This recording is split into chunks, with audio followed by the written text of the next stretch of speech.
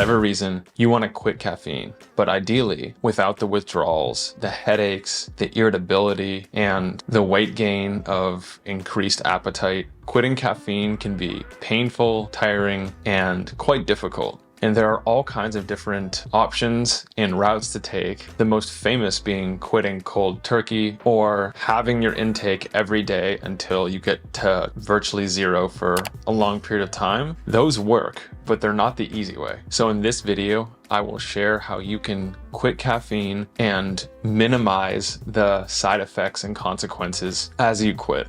I'll share a handful of ingredients, supplements, and products I personally use every quarter when I do my 2-week caffeine tolerance reset. That's right. Every quarter, I spend 2 weeks completely caffeine free so that I stay consistently sensitive to caffeine and all its feel-good effects while minimizing the issues associated with dependence and tolerance. Here's the thing about caffeine. The half-life of caffeine, meaning half that will still be exerting an effect and present in your bloodstream, is 5 to 7 hours. That means if you drink a cup of coffee or 100 milligrams of caffeine at 10 a.m. up to 7 hours later, so at 5 p.m., you'll still have 50 milligrams of caffeine in your system. So now imagine someone that drinks 2 cups of coffee or about 200 milligrams at 10 a.m. Because of the way half-lives work, at midnight, they'll still have half of a cup of coffee that's active in their system, disrupting their sleep and reducing their ability to recover. A big portion of this is genetics, and fast metabolizers metabolize it in about 5 hours rather than 7, so it can be less of a problem for them, but it still can be impacting us much later than we'd imagine.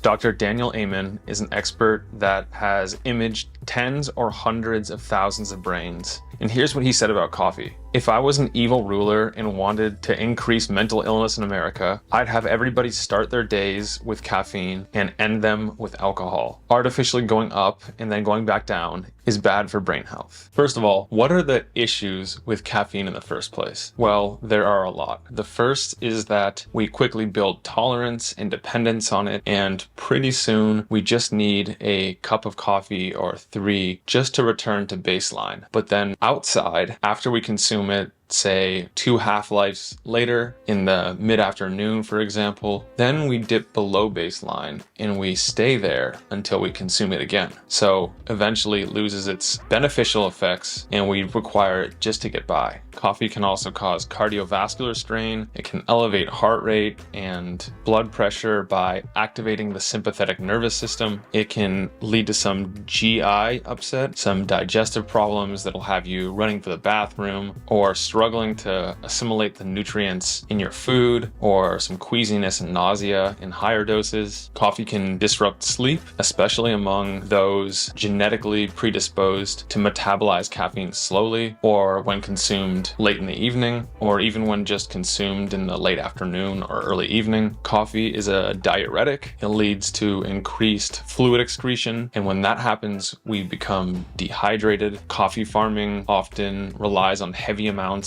of pesticides and herbicides and insecticides, and the final products often contain lots of heavy metals and mycotoxins and other things that you just don't want to be consuming. Then there's the nervousness and the fear and the uneasiness that sometimes comes along with stimulants such as caffeine, and a whole lot more. That's only the beginning. So I'm gonna bucket these alternatives into 3 camps. First, there's the molecules very closely related to caffeine. Then there are other ones that work effectively and can help overcome some of the symptoms of going without caffeine for long periods of time. And then lastly, there are other things, bonuses, that can also increase stimulation and make you feel good in a way that's different to caffeine and traditional stimulation. And do note a few properties about each of these ingredients. From my research, they seem to not cause the jitters, the nervousness, the irritability, and very importantly, they're not habit forming. Most of them do seem to decrease fatigue, and they provide some of the expected feel-good benefits like improving athleticism and endurance, energy, focus, mood, wakefulness, and overall cognition.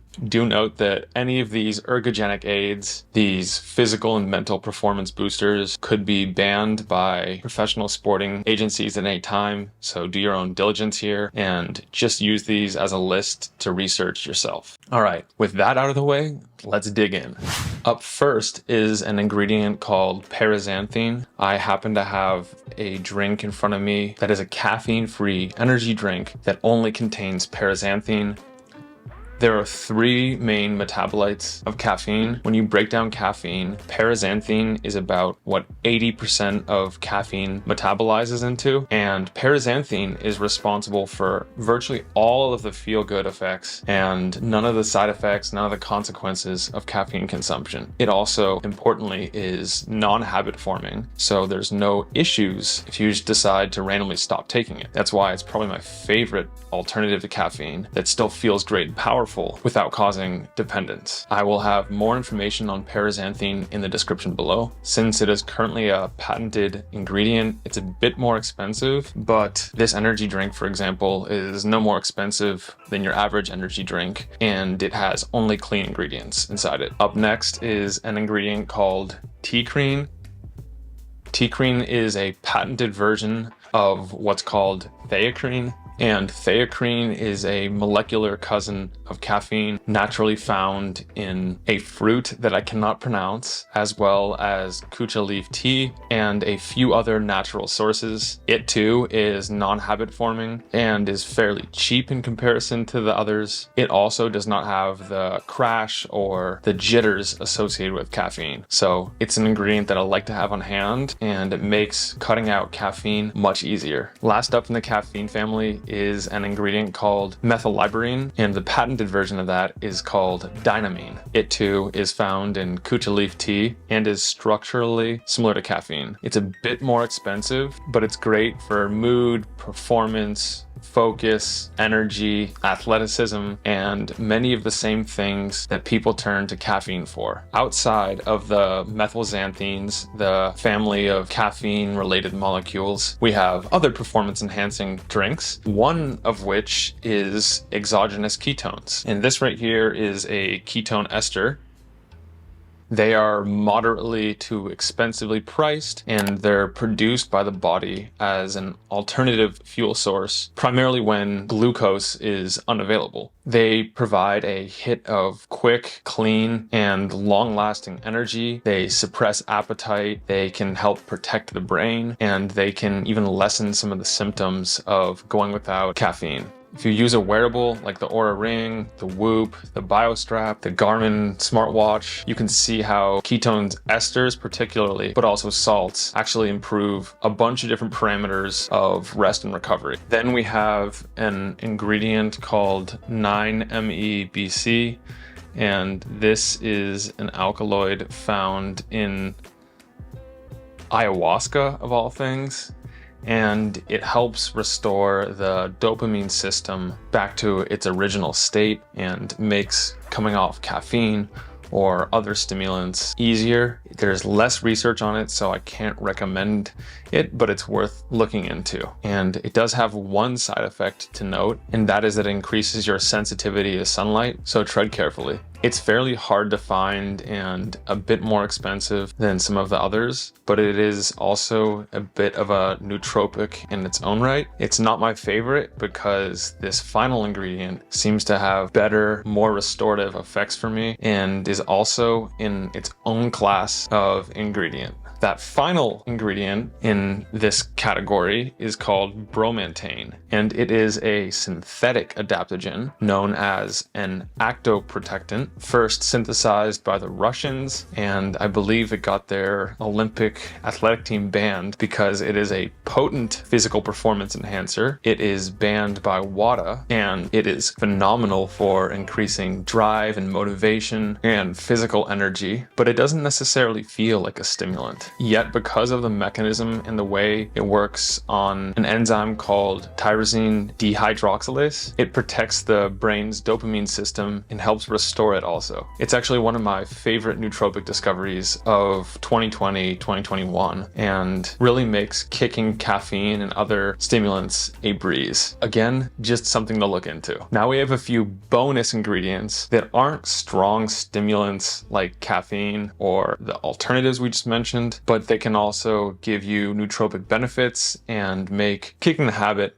just a little bit easier. All right, on to the bonus caffeine alternatives. The first one I like is a drink called CollaGenius. It's made by a company called Nootopia, and it's a blend of 2 different forms of collagen combined with concentrates of, I believe it's 4 different mushrooms. And all of these ingredients, concentrates, are very strong, and they are the equivalent of about 1.2 pounds of mushroom per serving. It also tastes great, which makes it an excellent morning ritual replacement for caffeine. It's certainly a bit more expensive, but the lion's mane specifically is great for neurogenesis and helping the brain form new neural pathways and strengthen existing ones faster. If that's out of your budget, you could also use chaga tea instead. Chaga is one of the mushrooms inside the previous product, inside CollaGenius, and it tastes kind of like coffee, so some people can make that switch pretty easily. It's a powerhouse of antioxidants and some nutrients we don't get elsewhere. I don't like it quite as much and doesn't taste as good to me, so for a budget replacement to coffee, that could be a good one to consider, but it also doesn't feel quite as strong. And one other one that tastes good and has a slight nootropic effect is going to be cacao tea, which is basically just hot water steeping inside cacao. And as you'd expect, it has a rich chocolatey taste, but that does have some caffeine as well as the other metabolites of caffeine, such as theobromine being the big one. I'll sometimes use this during my caffeine reset because theobromine has a pretty big impact on mood and can make the transition a lot easier. There are also a ton of other coffee alternatives, some with some caffeine and a lot without it. I will put a link to all of these in the description below. Go ahead and check them out. But overall, if you're going to try just one to get you over the hump and to provide pretty much all of the benefits